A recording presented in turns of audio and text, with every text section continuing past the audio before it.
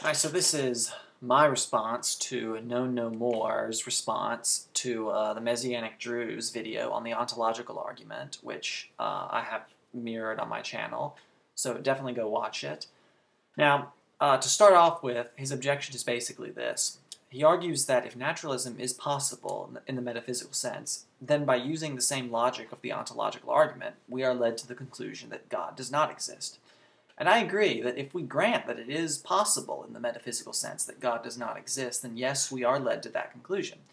Now the question then becomes, what is more plausible? That it's possible that a maximally great being does exist, or is it possible that a maximally great being does not exist?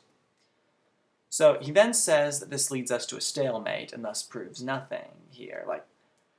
Now assuming we have no independent reason for thinking that a maximally great being is possible, he's right. But as it turns out, we do, namely Robert Madel's modal perfection argument. Now, I won't recap it here, so if you're curious, you can just, again, go watch Messianic Drew's original video on it. But basically, I think that it gives us very good grounds for thinking that it is possible that a maximally great being exists. Now, this is where things get interesting. Knownnomore, interestingly enough, didn't even attack the argument at all. Rather, he instead demanded that we have to know with absolute certainty that it's correct.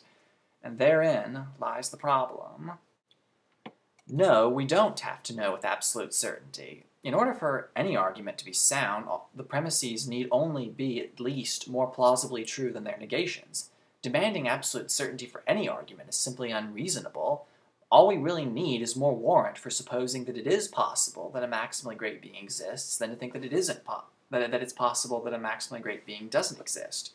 Whoever said we had to know with absolute certainty here? I mean, it's just ridiculous. In fact, you could get out of any argument this way by demanding absolute certainty. You could do it for any other argument for the existence of God.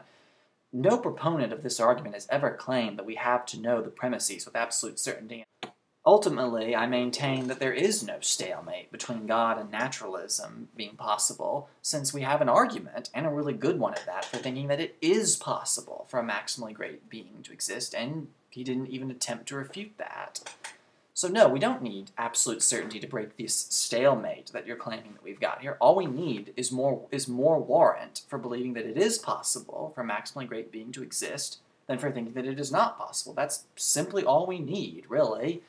So if you want to maintain that the ontological argument is meaningless, as you put it, then you need to either show us what's wrong with the modal perfection argument, or give us some equally good argument to the modal perfection argument that argues that it's possible metaphysically that naturalism is true. Now, unless you can do that here, I maintain that there is no stalemate, and we have a good warrant for supposing that it is possible for a maximally great being to exist, and thus I think we have a sound argument for the existence of God. Sorry I haven't made a video in a while, guys. I have some serious procrastination problems here, but I made this video now, so thank you all for watching. Take care.